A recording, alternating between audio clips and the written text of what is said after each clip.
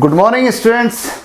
Once again, you are welcome to Shikhar ICS Online, where we are preparing for civil services mains examination, particularly for the state civil services examination conducted by MPPSC.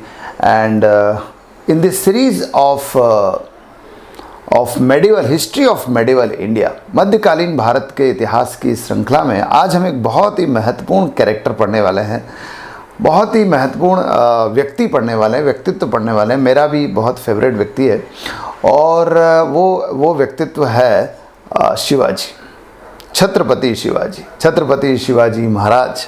ठीक है, इनको पढ़ने वाले हैं। तो और question आने के बहुत अच्छे चांसेस है इसमें, क्योंकि मध्यकाल में जनरली मध्यकाल को समझा जाता है कि मध्यकाल जो है वो मुस्लिम जो शासक है उन्हीं के उपलब्धियों का, उन्हीं के शौर्य का, उन्हीं की प्रशासनिक और आर्थिक गतिविधियों का काल है। लेकिन यहाँ पर एक बहुत महत्वपूर्ण, मतलब जो कुछ महत्वपूर्ण जो स्थानीय शासकों ने योगदान दिया है, जो यहाँ के शासकों ने योगदान दिया, उसमें शिवाजी बहुत महत्वपूर्ण है। ख़ासतौर पे हिंदू राज्य का प्रतिनिधित्व करने की दृष्टि से शिवाजी बहुत इम्पोर्टेंट है।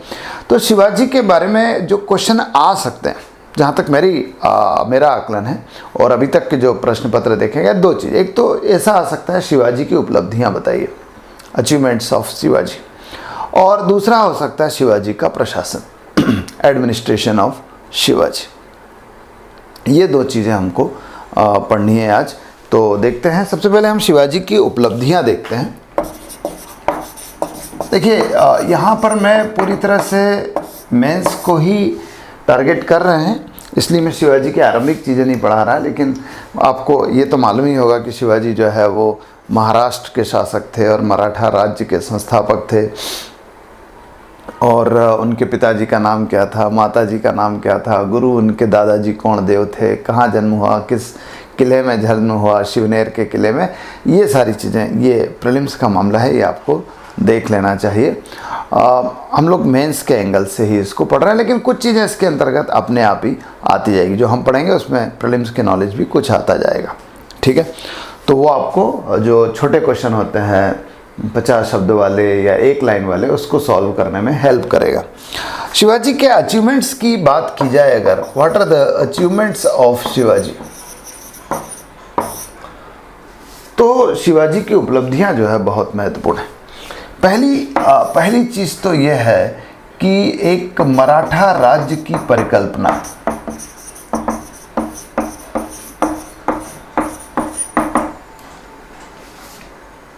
पहली बार he is the first person who gave the concept of A Maratha state. ध्यान रखिए, भारत में मराठी भाषी क्षेत्र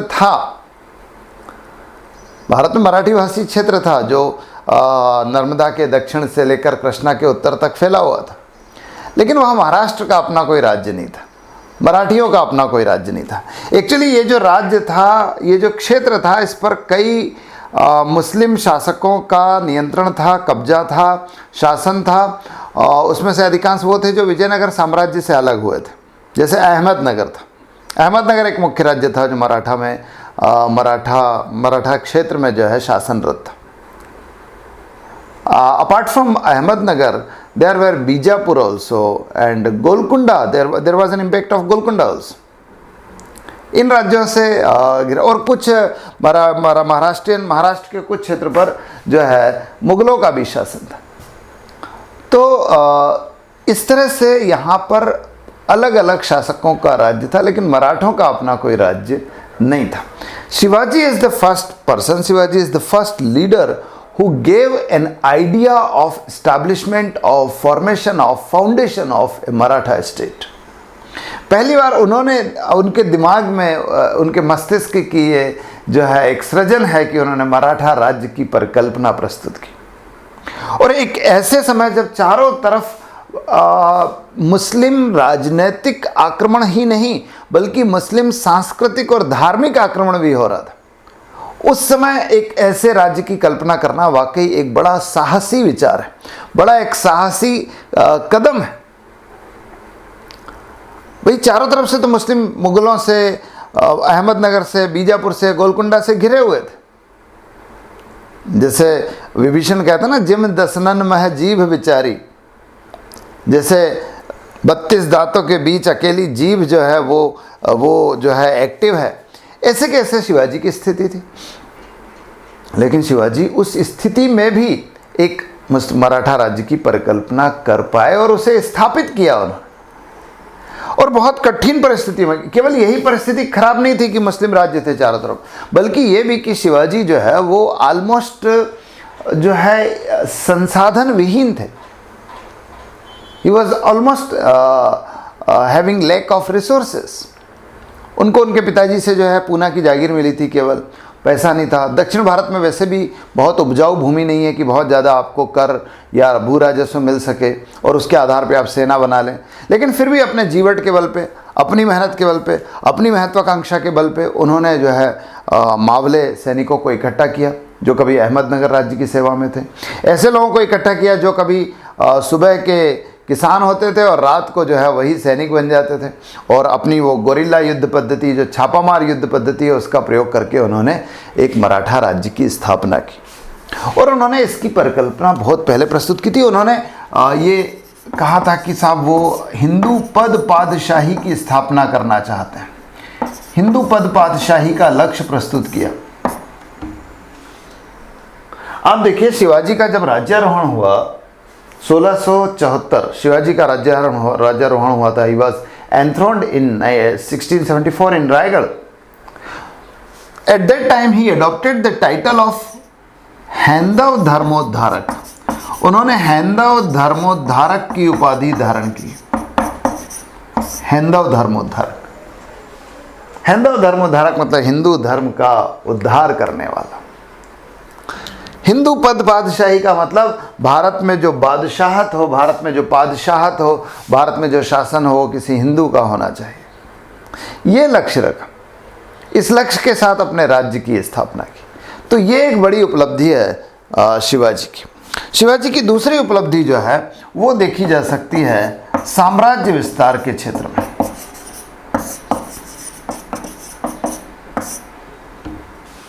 शिवाजी ने अपने बहुत अल्प और सीमित संसाधनों के माध्यम से बड़ी बड़ी विजय प्राप्त की। Despite of the limited resources, he achieved big victories. जैसे आप देखिए कि उन्होंने शुरू में जब वो उनको जो है अपने पिता से पूना की जागीर मिली, उसके बाद उन्होंने सिंहगढ़ के किले को जीता था 1643 में, 1641 में ही बल्कि, और 1643 में रेदर, और तब उनकी उम्र 16 साल थी केवल। फिर तोरण का किला, पुरंदर का किला, जावली का किला से बहुत सारे क्षेत्र उन्होंने जीते। उन्होंने कई क्षेत्र ऐसे जीते जो मुग़लों के पास थे। खासतौर पे मुग़ल के सूरत पर आक्रमण किया उन्होंने। सूरत पर उन्होंने 2 बार आक्रमण किया, 1664 में, 1664 में, फिर 1670 में। He attack twice on Surat which was actually being controlled by Mughals. तो सूरत पर आक्रमण किया। आप देखिए कि उन्होंने बीजापुर के कई क्षेत्र जीत लिए। तो इस तरह से नए नए क्षेत्रों को उन्होंने जीता। और दक्षिण भारत में किलों का बड़ा महत्व होता था, तो कई किले उन्होंने जीते। ऐसा कहा जाता है कि जब वो अपने सत्ता के एकदम चरम पर थे तब उनके पास लगभग 46 किले होते थे। तो कई महत्वपूर्ण विजय जो है उन्होंने प्राप्त की। एक बड़ी महत्वपूर्ण चीज़ जो है, उपलब्धि जो है, वो शत्रुओं का दमन भी है।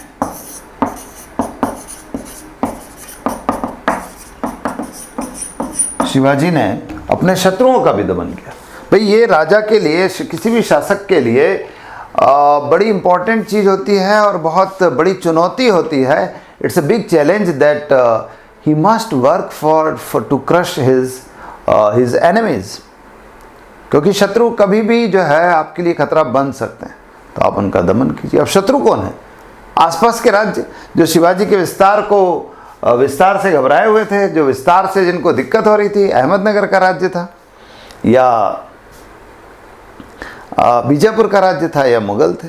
आप देखिए कि अहमदनगर के राज्य में उनके पिताजी जो है सर्विस करते थे। शाहजी भोसले सर्विस करते थे, मतलब एक बड़े जमींदार थे, वहाँ के जागीरदार थे।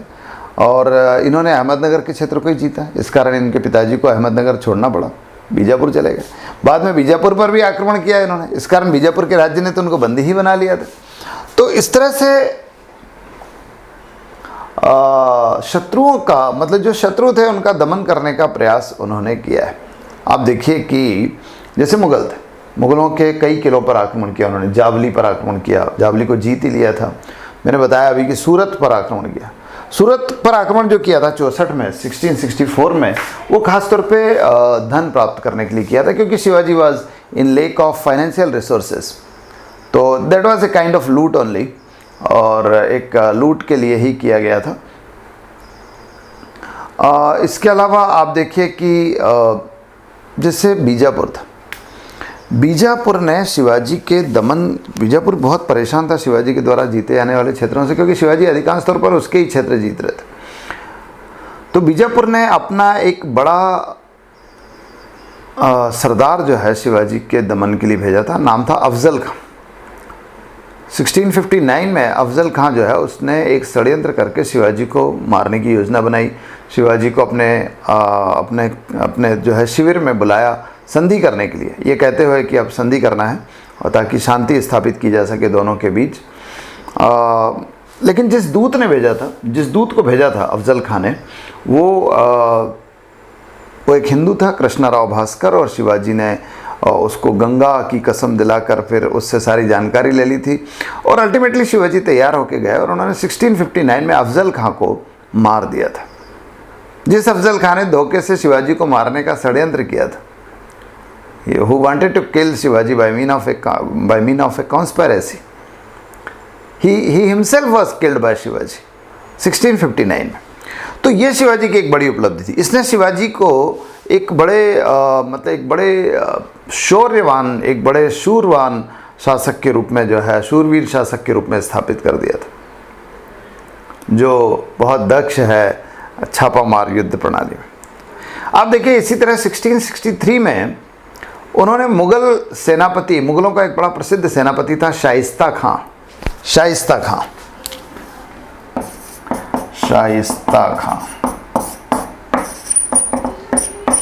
He was a very famous Mughal commander, and he was appointed as governor of Pune। Poona में नियुक्त किया गया था उसे मुगलों के द्वारा। लेकिन शाइस्ता खां पर शिवाजी ने आक्रमण किया 1663 में, और वही छापामार युद्ध प्रणाली के द्वारा आक्रमण किया। एक बारात की शक्ल में जो है शिवाजी और उनके सैनिक गए और उन्होंने किले पर आक्रमण कर दिया कुछ ही सैनिकों के साथ। And ultimately Afzal Khan could not kill Afzal Khan, but he was badly wounded. And वो जो शाइस्ता खां था बुरी तरह घायल हुआ, उसका बेटा मारा गया, और एक प्रकार से पूना के किले पर इनका अधिकार हो गया। ध्यान रखना, इसने मुगलों की जो प्रतिष्ठा थी उसको बहुत क्षति पहुंचाई है और शिवाजी की प्रतिष्ठा को बढ़ाया है। इस पूना की विजय को, जो 1663 की घटना है, 1663 की। इसी तरह से सूरत पर जो आक्रमण किया शिवाजी ने, उससे भी शिवाजी की प्रतिष्ठा बढ़ी। तो अपने शत्रुओं का धीरे धीरे उन्होंने दमन किया है। चौथी चीज जो शिवाजी की उपलब्धि है वो है शिवाजी के द्वारा स्थापित प्रशासन, शिवाजी के द्वारा स्थापित प्रशासनिक व्यवस्था। देखिए शिवाजी जो है उन्होंने दक्षिण भारत में, या कहें कि महाराष्ट्र राज्य में, मराठा राज्य में एक विशेष प्रशासनिक व्यवस्था स्थापित की, जो अधिकांश तौर पर हिंदू प्रशासनिक सिद्धांतों पर आधारित थी।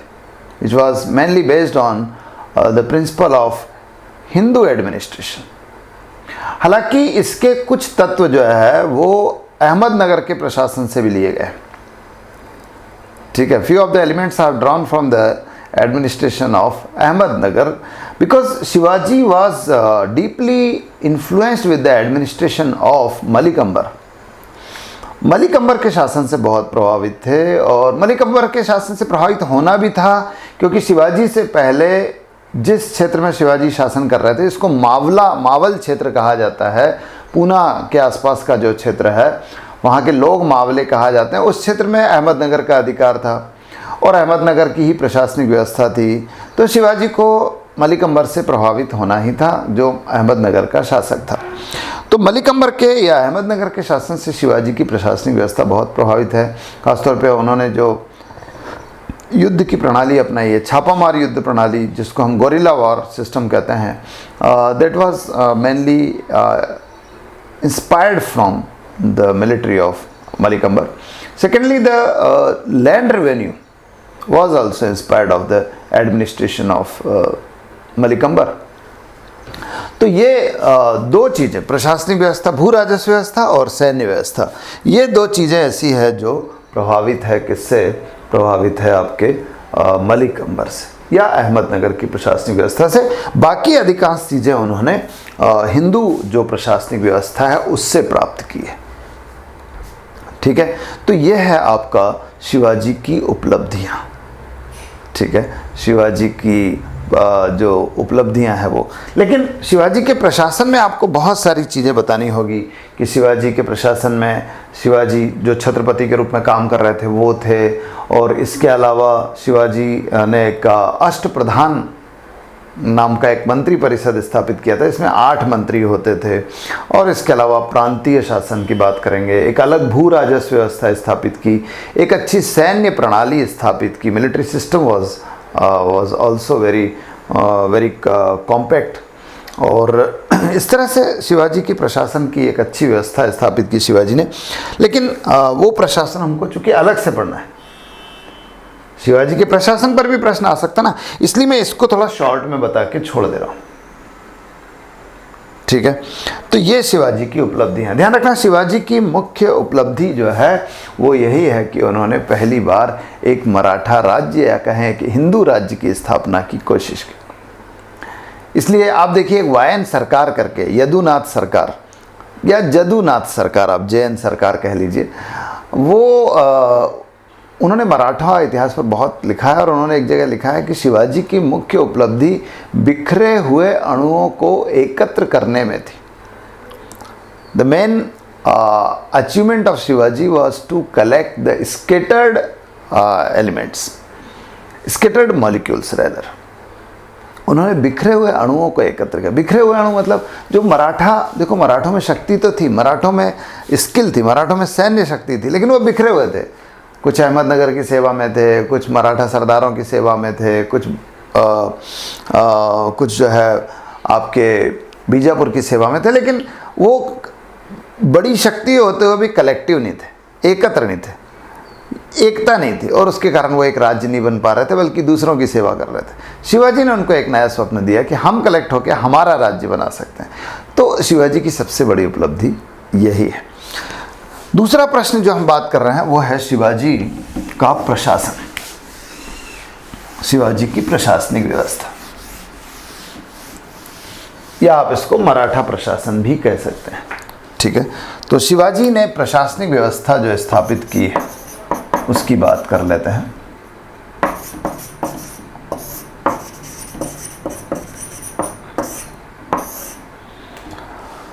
देखिए, शिवाजी, मैंने जैसे बताया कि उन्होंने पहली बार एक महाराष्ट्र में एक राज्य की स्थापना की, पहली बार एक हिंदू राज्य की स्थापना की, एक ऐसा राज्य स्थापित किया जो चारों तरफ से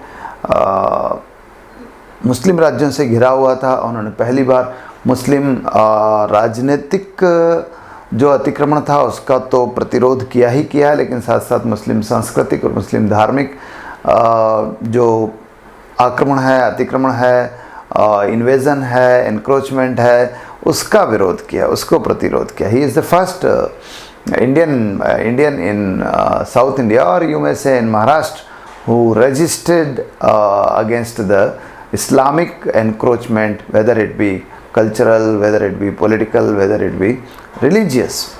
तो वो ये शिवाजी का बड़ा काम था। लेकिन शिवाजी का एक योगदान एक अच्छी प्रशासनिक व्यवस्था को स्थापित करने में भी है। He established a good administrative system in Maharashtra. क्या था इसमें देखिए, पहली चीज़ तो आपको ये देखना पड़ेगा कि इस प्रशासनिक व्यवस्था के स्रोत क्या है।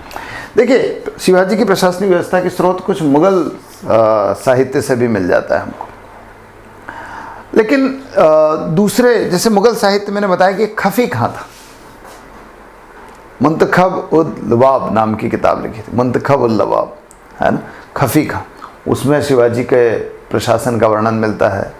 आप कुछ अंग्रेज राइटर है, ग्रांट डफ है खासतौर पे, ग्रांट डफ की किताबों से पता लगता है ना, ग्रांट डफ या खफी खां जो एक मुग़ल कालीन राइटर है, औरंगजेब के समय था, खफी खां। लेकिन एक बड़ी इंपॉर्टेंट स्रोत है बखर। बखर देखिए, बखर जो है मराठा राज्य में दरबार में, खासतौर पर मराठा दरबार में, मराठा कोर्ट, वहाँ पर जो है लिखे जाने वाले ऐतिहासिक दस्तावेज थे, जिसमें प्रशासन के सारे जो पत्र है और दूसरी चीज़ों का रिकॉर्ड रखा जाता था। तो वो बखर जो है वो बाद में जो है बड़े important source of contemporary history बन गए, बहुत इंपॉर्टेंट सोर्स बन गए कंटेम्प्ररी हिस्ट्री के। तो उससे भी पता लगता है। तो these are the sources of Maratha administration. अब इसके अलावा फिर आप देखिए कि प्रशासनिक व्यवस्था में क्या था। प्रशासनिक व्यवस्था में एक तो केंद्रीय प्रशासन था और दूसरा प्रांतीय प्रशासन है, central administration and provincial administration, दो चीज़ें। सेंट्रल एडमिनिस्ट्रेशन की बात करें तो इसमें एक तो शासक था, आप सम्राट राजा कह लीजिए या कहिए छत्रपति, क्योंकि शिवाजी जो है उन्होंने छत्रपति की ही उपाधि धारण की थी। शिवाजी का जब राज्यारोहण हुआ 1674 में रायगढ़ में, he adopted the title of Chhatrapati, ठीक है। तो छत्रपति होते थे और छत्रपति जो है सारे शासन का केंद्र होता था, सारी सत्ता उसमें केंद्रित होती थी। ध्यान रखना, ये पूरी तरह से एक परंपरागत राजतंत्र होता था, जहाँ जो राजा का पद होता था वो वंशानुगत होता था। शिवाजी के बाद देखिए उनका पुत्र बना संभाजी, संभाजी के बाद उनका पुत्र बना शाहू। तो ये एक वंशानुगत शासन व्यवस्था है, पूरी तरह से एक मोनार्कियल स्टेट है, एक ट्रेडिशनल मोनार्कियल स्टेट, और जहाँ सारी सत्ता जो है छत्रपति के हाथ में केंद्रित है। छत्रपति की सहायता के लिए एक मंत्री परिषद होता था जिसे अष्टप्रधान कहते थे। अष्टप्रधान, अष्टप्रधान इसलिए कहते थे क्योंकि अष्टप्रधान में जो है 8 मंत्री होते थे। इस मंत्री परिषद में 8 मंत्री थे। There were 8 ministers, that is why it was termed as Ashtapradhan, ठीक है। अब 8 मंत्री कौन कौन थे वो भी देखते हैं। 8 मंत्री में एक तो पेशवा होता था, एक अमात्य होता था जिसे मजूमदार भी कहते थे, मजूमदार, ठीक है, अमात्य या मजूमदार होता था। इसके अलावा एक शुरूनवीस होता था, शुरूनवीस या इसको सचिव भी कहते थे, ठीक है। एक वाकिया नवीस होता था, वाकिया नवीस जिसे मंत्री कहते थे। इसके अलावा एक दबीर है, इसे सुमंत भी कहते हैं, ठीक है। इसके अलावा आप देखिए कि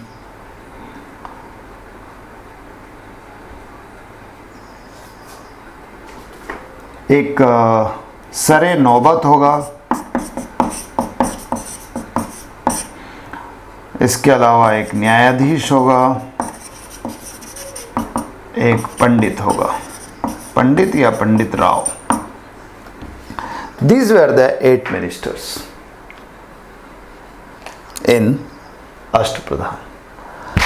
क्या काम था इनका ये देख लीजिए। पेशवा जो है वो लगभग प्राइम मिनिस्टर की हैसियत से था, प्रधानमंत्री जैसा था, जैसे मुगलों के समय वकील हुआ करता था वैसा होता था।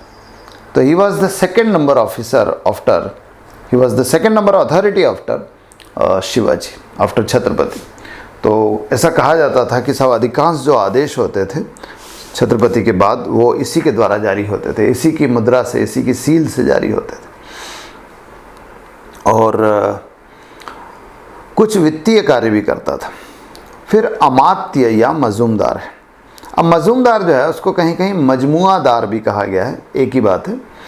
तो अमात्य या मजूमदार जो है वो he was suppose to be the finance minister, तो वित्त मंत्री जैसा था, वित्तीय कार्य करना, टैक्स का कलेक्शन करना, वेतन का वितरण करना, ये सारा काम करता था। उसकी सहायता के लिए कुछ छोटे ऑफिसर होते थे, फड़नवीस होते थे, सबनीस होते थे, चिटनीस, मुंशी जैसे क्लर्क वगैरह भी होते थे। कारकुन बोलते थे उनको, क्लर्क्स, लेकिन सबनीस, चिटनीस, फड़नवीस ये ऑफिसर होते थे उसकी सहायता के लिए। शुरनवीस जो है, he was an officer of communication, खास तौर पे से प्रांतों के साथ और दूसरे राज्यों के साथ कम्युनिकेशन, नहीं दूसरे राज्यों के साथ तो नहीं, लेकिन प्रांतों के साथ और नीचे वाले अधिकारियों के साथ पत्र व्यवहार करना, लेटर कम्युनिकेशन करना और उनको आदेश देना, उनसे रिपोर्ट प्राप्त करना, निर्देश जारी करना, ये वाला काम शुरनवीस करता था या सचिव करता था। वाक्यानवीस जो है, ये एक काम इसका तो गुप्तचरी का था, इंटेलिजेंस का था, कि ये गोपनीय सूचनाएं प्राप्त करता था और उसे छत्रपति तक पहुंचाता था। एक काम तो ये था। दूसरी चीज़ ये थी इसकी कि जो खास काम था ये कि ये छत्रपति का निजी सहायक जैसा होता था। छत्रपति की जो निजी आवश्यकताएं होती थी उनकी पूर्ति करना, महल की आवश्यकताओं की पूर्ति करना, ये सारा काम भी जो है वाक्यानवीस का या मंत्री का था। दबीर या सुमंत जो है वो विदेश मंत्री होता था।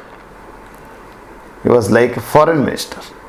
तो जो जितने भी एक्सटर्नल अफेयर्स है, जितने भी फॉरेन अफेयर्स है, दूसरे देशों के साथ संपर्क स्थापित करना, उनसे संधि की बातचीत करना, उनसे करों की वसूली अगर कोई है तो वो करना, ये सारा काम दबीर या सुमंत करता था।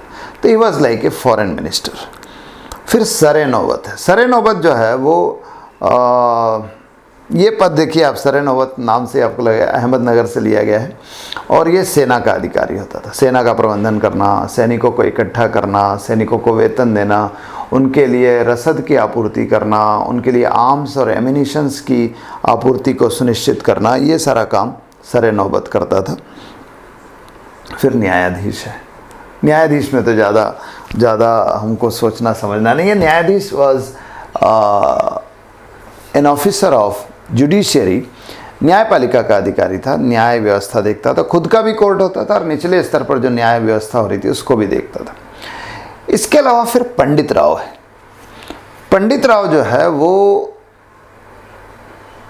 धार्मिक कार्यों का मंत्री होता था। धार्मिक मामलों में, सांस्कृतिक मामलों में छत्रपति को सलाह भी देता था, और दूसरी चीज़ ये है कि धार्मिक क्रियाकलापों को भी देखता था, और जितने भी यज्ञ अनुष्ठान वगैरह है उसको करवाता था। ठीक है, धार्मिक दान वगैरह की व्यवस्था भी देखता था। तो ये है आपका पंडित राव। ध्यान रखना, ये जो दो अधिकारी होते थे, न्यायाधीश और पंडित राव, इनको सैन्य सेवाओं से मुक्ति थी। सैन्य सेवाओं से मुक्ति का मतलब ये है कि इन्हें सैनिक अभियानों पर नहीं जाना पड़ता था। Except these two, all the 6 will have to participate in military expeditions. जब भी सैनिक अभियान होंगे, कहीं पर आक्रमण किया जाएगा, इनको जाना पड़ता था, इनको जाना ही होता था, उनकी ड्यूटी होती थी। मतलब वो सब, ये सब मिलिट्री ऑफिसर्स भी थे। ठीक है, तो ये है आपका अष्टप्रधान। ठीक है, अष्टप्रधान के अलावा फिर आप देखिए, मैंने बताया कि दूसरे अधिकारी भी थे जो क्लर्क्स को यहाँ कारकुन कहा गया है। तो कारकुन भी होते थे, मुंशी होते थे, चिटनीस होते थे, सबनीस होते थे, फड़नवीस होते थे, ऐसे बहुत सारे कर्मचारी होते थे नीचे। इसके अलावा आप देखिए कि राजस्व की व्यवस्था देखिए आप। शिवाजी को राजस्व की आवश्यकता तो थी ही, हर राज्य को होती है ना। लॉर्ड जॉर्ज ने कहा है कि जिसे प्रशासन कहा जाता है वह वास्तव में वित्त ही है। ठीक है, इसलिए कहा है कि वित्त जो है प्रशासन की रीढ़ की हड्डी है। It is the backbone of the administration. पैसा नहीं होगा तो कैसे प्रशासन चलाएंगे। तो राजस्व के लिए मोस्टली भू राजस्व पर निर्भर करते थे ये लोग। और भू राजस्व जो है शिवाजी के समय पहले तो 1/3 ही लिया जाता था, लेकिन बाद में क्या हुआ कि दूसरे जो छोटे छोटे कर थे, बहुत सारे कर होते थे, शिवाजी ने उन सारे करों को हटाया और फिर 40% भू राजस्व के रूप में लिया। 40%, 40% का मतलब ये है कि every farmer will have to pay 40% of its total production in the form of land revenue. 40 अपने कुल उत्पादन का 40% भाग भू राजस्व के रूप में देना होगा।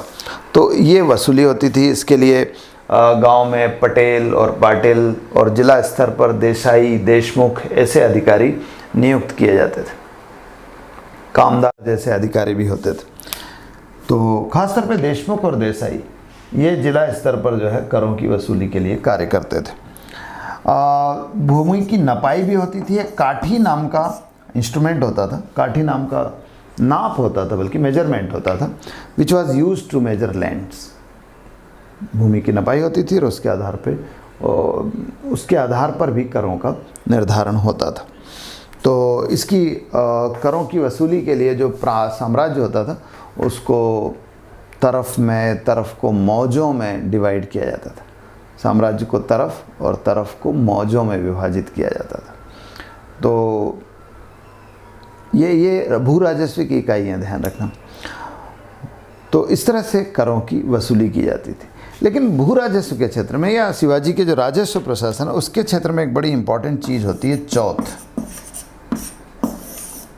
ठीक है, चौथ को आपको समझना होगा या समझना चाहिए, क्योंकि इस पर प्रश्न भी आ सकता है।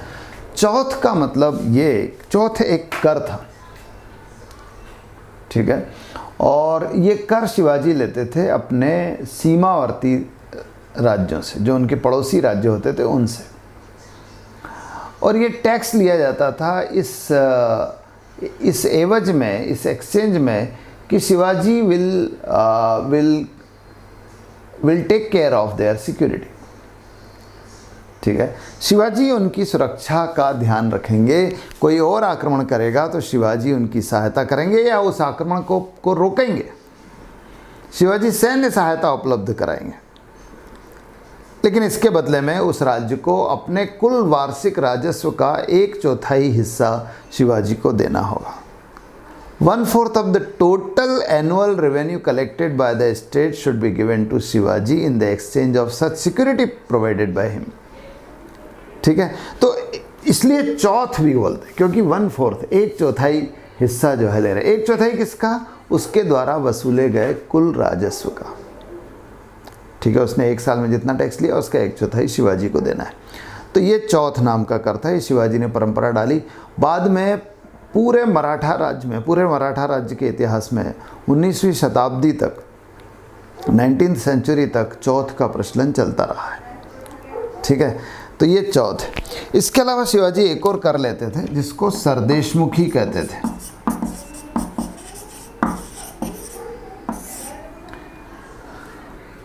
सरदेशमुखी, ठीक है, सरदेशमुखी जो है वो भी पड़ोसी राज्यों से लिया जाता था। उनके कुल राजस्व का 1/10 भाग।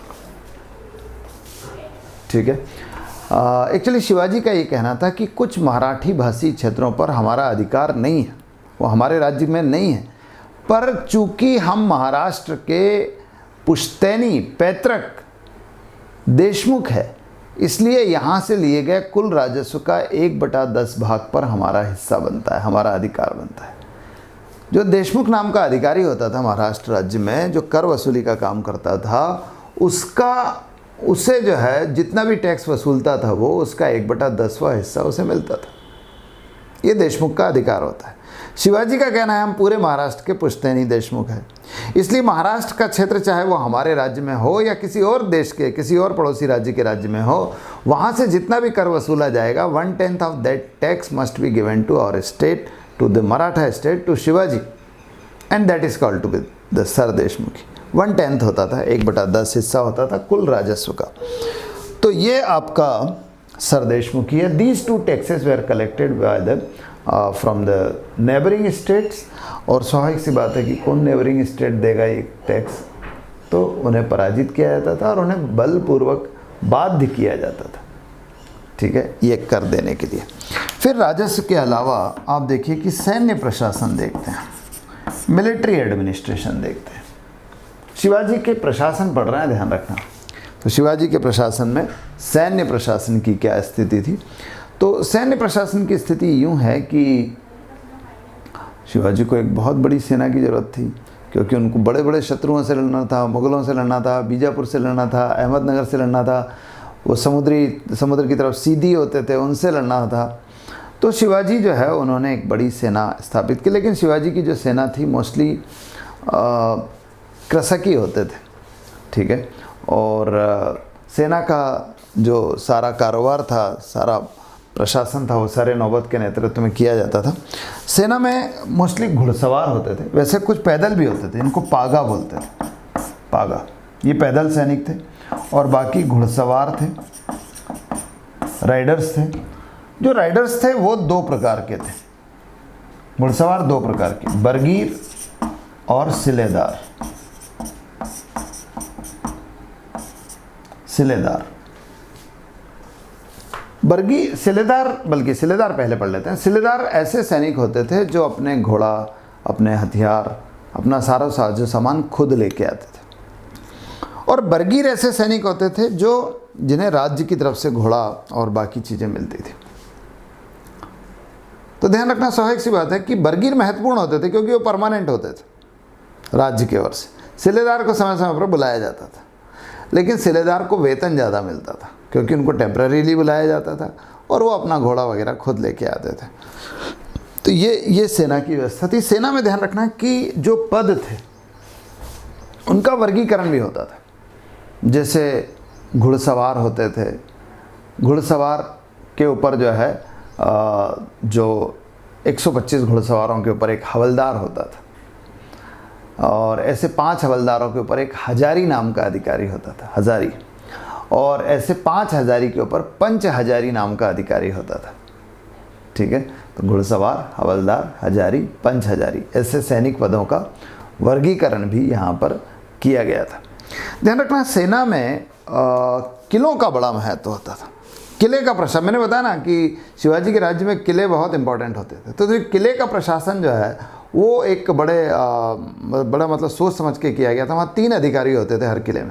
एक सरेनौबत होता था, ये तो मुख्य सरेनौबत है, किले का सरेनौबत होता था, एक सबनीस होता था और एक सेनापति नाम का अधिकारी होता था। ऐसे 3 अधिकारी जो है वहाँ पर होते थे जो किले का प्रशासन देखते थे, ठीक है। शिवाजी के पास नौसेना भी होती थी, ध्यान रखना। He also had a navy, क्योंकि शिवाजी को समुद्री क्षेत्र, समुद्री सीमा की तरफ से सीधियों से बड़ा खतरा था। जंजीरा के सीधी होते थे, मुस्लिम रूलर से, निग्रो है और मुस्लिम है, ऐसा कुछ है वो, तो उनसे उनके आक्रमण का बड़ा खतरा होता था। तो उसके लिए उन्होंने एक नौसेना बनाई थी जिसका केंद्र कोलाबा में था। कोलाबा जो आजकल बॉम्बे में है, तो वो कोलाबा जो है that was the centre of naval base of Shivaji, लेकिन बहुत मजबूत नहीं होती थी। एक कान्होजी आंग्रे नाम के नौसेनापति इसके मुखिया होते थे। तो ये शिवाजी की सेना है। ध्यान रखना शिवाजी जो है वो सेना जो है शिवाजी की, वो मैंने पहले ही बताया कि गोरिल्ला युद्ध प्रणाली अपनाते थे, छापामार युद्ध प्रणाली, जिसमें आमने सामने का युद्ध नहीं लड़ाया जाता था, बल्कि छुप छुप कर आक्रमण किए जाते थे। आक्रमण करो और भाग जाओ, आक्रमण करो और छुप जाओ, इस तरह से। और शिवाजी जिस क्षेत्र में रह रहे थे वहाँ का जो टेरेन था, वहाँ की जो भौगोलिक परिस्थितियाँ थी, वो इसके अनुकूल थी क्योंकि पहाड़ियाँ, घाटियाँ, खड्डे ये सब थे। तो it was easy to carry on with guerrilla war. तो शिवाजी इसको अपनाते थे। मैंने बताया शिवाजी ने इसे मलिक अंबर से अपनाया था, मलिक अंबर से प्रेरित है ये प्रणाली। और अक्सर शिवाजी जो है दशहरे के बाद सैन्य अभियान करते थे, बारिश जब ख़त्म हो जाती थी उसके बाद। लेकिन खफी खां नाम के मुग़ल, जो मैंने बताया था मुग़ल कालीन एक लेखक है, उसने शिवाजी की सैन्य नीति की यह कह के प्रशंसा की है कि युद्ध के बावजूद, धार्मिक मतभेदों के बावजूद शिवाजी कभी भी आक्रमणों के दौरान मस्जिदों पर आक्रमण नहीं करते थे और कभी भी किसी के धार्मिक चिन्ह को नुकसान नहीं पहुंचाते थे। खफी खां ने तो ये भी लिखा है कि शिवाजी को अगर युद्ध के दौरान अगर कहीं कुरान भी मिलती थी तो वो उसे किसी मुस्लिम को सौंप देते थे सम्मान सहित। तो ये शिवाजी की सैन्य प्रशासन है। इसके अलावा आप देखिए कि शिवाजी का न्याय प्रशासन भी देख सकते हैं हम। देखिए न्याय के क्षेत्र में सबसे टॉप का जो न्यायालय होता था उसको हाजिर मजलिस कहा जाता था, हाजिर मजलिस। और वहाँ शिवाजी खुद न्याय करते थे या शिवाजी की अनुपस्थिति में न्यायाधीश शासन न्याय करता था। न्यायाधीश का भी अपना न्यायालय होता था। और इसके अलावा आप देखिए कि जो गांव में पटेल या पाटिल होते थे, जिला स्तर पर जो देशमुख होते थे, सरदेसाई होते थे, सरदेसाई की जगह देसाई मैं बोलूँगा, वो होते थे, ये सब क्या करते थे, ये भी न्याय करते थे। Apart from their revenue duty, they were also liable to provide justice to the people. ठीक है, देसाई, देशमुख, पटेल, पाटिल, इनकी बात कर रहा हूँ, ये भी न्याय करते थे। तो this is all about the central administration. अब प्रांतों की बात करें तो ध्यान रखना, शिवाजी का प्रशासन जो है, साम्राज्य जो है बल्कि, वो कुछ प्रांतों में विभाजित होता था। It was divided into different provinces. 4 province थे। एक दक्षिणी सूरत था, उत्तरी कोंकण था, दक्षिणी कोंकण था, और एक पूना का क्षेत्र था। ठीक है, लेकिन बाद में एक 5वां राज्य भी बना जो कर्नाटक का क्षेत्र था। शिवाजी ने आखिरी में कर्नाटक के कुछ क्षेत्रों को जीता था, धारवाड़, जिंजी, वेल्लूर, इवन बेंगलोर के आसपास का क्षेत्र भी, जो आजकल मॉडर्न बेंगलोर है। तो इन क्षेत्रों पर ये से 4 या 5 प्रांत होते थे, और यहाँ पर एक प्रांतपति नाम का अधिकारी होता था। प्रांतपति, शिवाजी के समय के प्रांतपति का बड़ा नाम हुआ करता था। जैसे अन्नाजी दत्तो होते थे, दत्तोजी पंत होते थे, त्र्यंबक राव थे, त्र्यंबक राव पिंगले थे, ऐसे अलग अलग प्रांतपति होते थे। तो प्रांतपति मुख्य तौर पे यहाँ शासन देखते थे सारा, और इनकी सहायता के लिए भी एक अष्टप्रधान जैसे 8 मंत्रियों की मंत्री परिषद होती थी। और इसके अलावा यहाँ भी एक अष्टप्रधान है, ध्यान रखना, छोटा अष्टप्रधान है, प्रांतीय अष्टप्रधान है। और इसके अलावा मैंने बताया था कि यहाँ पर प्रांत जो है फिर तरफ में, और तरफ फिर तालुका में, तालुका फिर गांव में विभाजित होते थे। ठीक है, तो प्रांत, तरफ, तालुका और गांव ऐसे विभाजित होते। तालुका जिले जैसी इकाई होती थी, और तालुका में शासन करते थे, प्रशासन संचालित करते थे देसाई, देसाई या देशमुख। वंशानुगत अधिकारी होते थे देसाई या देशमुख, और इनका मुख्य काम यहाँ से कर वसूलना होता था, और कर वसूल के ऊपर तक पहुँचाते थे। लेकिन बाकी प्रशासन भी ये लोग देखते थे। और गांव में मैंने बताया कि पटेल या पाटिल नाम के अधिकारी होते थे जो ग्रामीण प्रशासन को देखते थे। वो राजस्व का संकलन भी करते थे और ग्रामीण प्रशासन भी देखते थे। तो ये प्रांतीय प्रशासन। तो इस तरह से शिवाजी ने एक अच्छी प्रशासनिक व्यवस्था स्थापित की। ध्यान रखना, ये केवल तदर्थ आधार पर स्थापित की गई व्यवस्था नहीं थी, बहुत लॉन्ग लास्टिंग व्यवस्था थी, कई वर्षों तक चली, पूरे महाराष्ट्र में कई वर्षों तक चली। इवन उसके कुछ चिन्ह अभी भी हैं। अभी भी महाराष्ट्र में जाएंगे तो आपको तालुका मिलेगा, मौजा मिलेगा, तरफ मिलेगी, काठी मिलेगी, आपको लोगों का सरनेम मिलेंगे, देसाई, सरदेशमुख, पाटिल, पटेल। तो ये सब शिवाजी के ही प्रशासनिक व्यवस्था के चिन्ह हैं जो अभी तक हमको दिखाई दे रहे हैं। तो बड़ी लॉन्ग लास्टिंग व्यवस्था थी जो बाद में पेशवाओं ने भी अपनाई, बाद में दूसरे मराठा शासकों ने भी इसे अपनाया है। तो this is all about Shivaji. Shivaji के 2 प्रश्न आज हमने किए, शिवाजी की उपलब्धियां क्या थी, और दूसरा शिवाजी के प्रशासन। ठीक है, तो आज के लिए इतना ही। अगले लेक्चर में हम कुछ और मराठा शासकों को पढ़ेंगे। तो आज के लिए इतना ही। Thank you very much. Have a good day.